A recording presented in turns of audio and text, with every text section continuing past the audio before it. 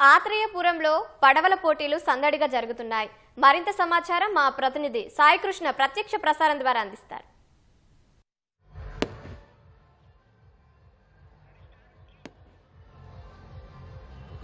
కోనసీమలో సంక్రాంతి సంబరాలు అంబరాన్ని అంటుతున్నాయి. మొత్తం 3 రోజులుగా ఆత్రేయపురం ఉత్సవ పేరిట సరార్దన్ కాటన్ గోదావరి ట్రోఫీ పేరిట నిర్వహిస్తున్న పోటీలు 3వ రోజు చేరుకున్నాయి. మనం ఆత్రేయపురం సెంట్రల్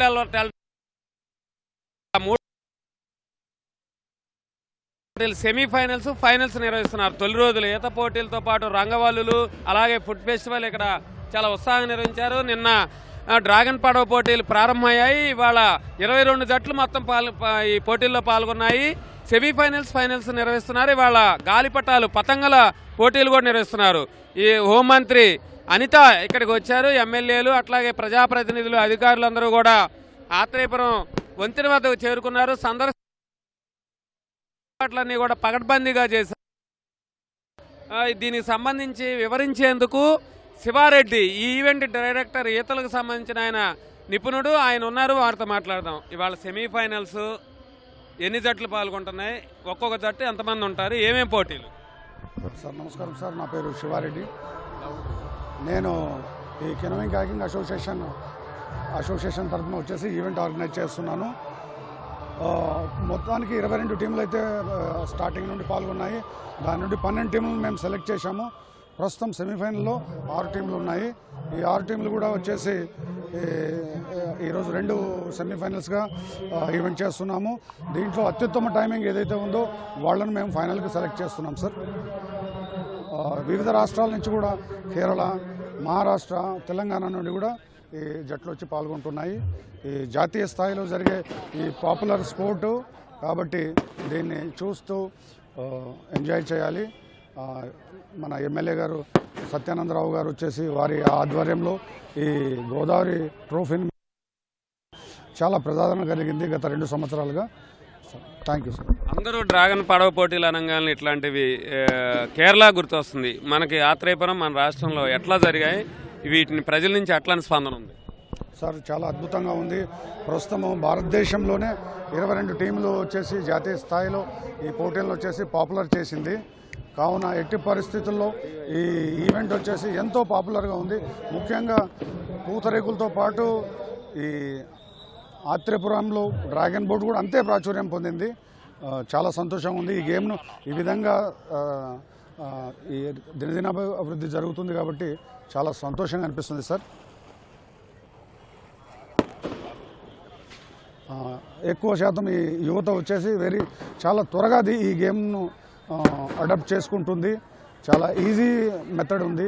రెగ్యులర్గా వచ్చేసి ఈ గేమ్ను యువత అభ్యసిస్తూ జాతీయ స్థాయిలో కూడా పాల్గొని మంచి పథకాలు సాధిస్తుంది ఆంధ్రప్రదేశ్ జట్టు.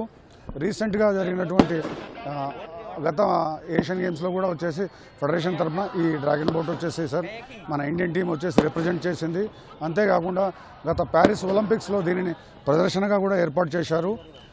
Very popular sports in future sir in India. ఇప్పుడు ఈ పోటీల్లో గెలిచిన వచ్చేసి ఎమ్మెల్యే బండారు సత్యానందరావు గారు అనౌన్స్ చేశారు. 1000 మీటర్ల ఈ పోటీలో వచ్చేసి 2 లక్షల రూపాయలు, 1,00,000 రూపాయలు, తర్వాత 75,000 3వ స్థానానికి ప్రైజ్ మనీగా ఇస్తున్నారు సార్. అలాగే 500 మీటర్ కూడా జరుగుతుంది. దాదాపు 1,50,000 రూపాయలు వచ్చేసి ఆ బహుమతులు ఇస్తున్నారు సార్ ట్రోఫీలతో పాటు. కిలోమీటర్ దూరంలో ఉన్న ఉచ్చిలి గ్రామం మనం చూడవచ్చు. కిలోమీటర్ దూరంలో ఉంది. అక్కడ నుంచి పడవ పోటీలు ప్రారంభమవుతాయి. అంతా సిద్ధంగా ఉన్నారు.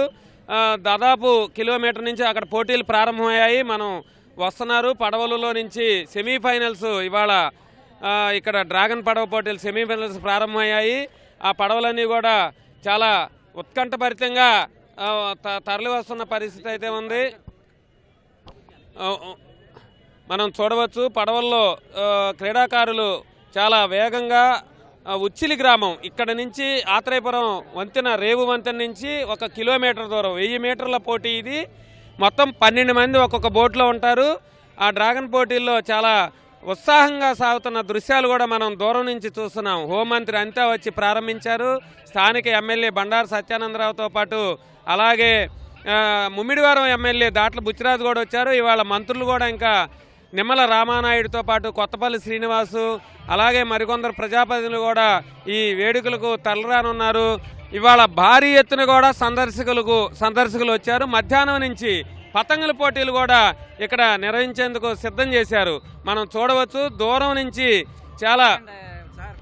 చాలా వేగంగా మొత్తం పడవలు ఉత్కంఠంగా సాగుతున్న పోటీలు ఇవి.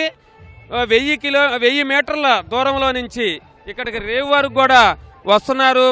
వారందరినీ కూడా చాలా పకడ్బందీగా నిర్వహణ అయితే సాగుతోంది. రిఫరీలు, డైరెక్టర్లు, నిపుణులైన కోచ్ల మధ్య ఈ పోటీలు సాగుతున్నాయి. ఉత్సాహంగా కేరళ, తమిళనాడు, అలాగే మహారాష్ట్ర, ఆంధ్రప్రదేశ్, తెలంగాణ ఈ 5 రాష్ట్రాల నుంచి కూడా 22 జట్లు వచ్చారు.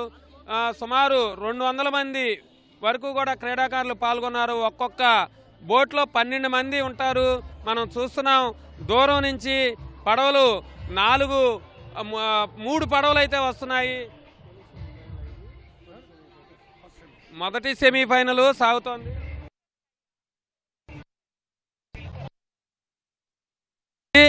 కోనసీమ, బండారు, పలనాడు, అలాగే ఇది రెండో సెమీఫైనల్ అయితే ఎర్రకాలువ, అలెప్పి, కేరళ, కర్నూలు ఈ మొత్తం 6 జట్లు అయితే ఉన్నాయి. మొదటి జట్టు ప్రారంభమైంది. 3 బోట్లు వస్తున్నారు. ఆ దృశ్యాలు కూడా మనం చూస్తున్నాం. చాలా ఉత్కాటంగా పోటాపోటీగా బోట్లు అయితే ముందుకు ఈ కాలువలో గోదావరి డెల్టా, ఇది కోనసీమ వెళ్ళే ప్రాంతం, సెంట్రల్ డెల్టా, తూర్పు డెల్టా, పశ్చిమ డెల్టా మొత్తం 3 డెల్టా ప్రధాన కాలువలో చాలా ఇది గోదావరి కూడా ఇది ప్రవహిస్తోంది. ఈ కాలువలో పోటీలు నిర్వహిస్తున్నారు.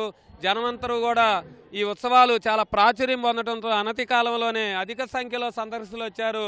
కాలువ గట్లు మొత్తం కూడా కేరింతలు కొడుతూ ఈ పోటీలని ఉత్సాహంగా తిలకిస్తున్న దృశ్యాలు మనం చూస్తున్నాం. మొదటి పోటీలో కోనసీమ, అలాగే బండారు, పలనాడు 3 జట్లు కొడుతూ ఉత్సాహం.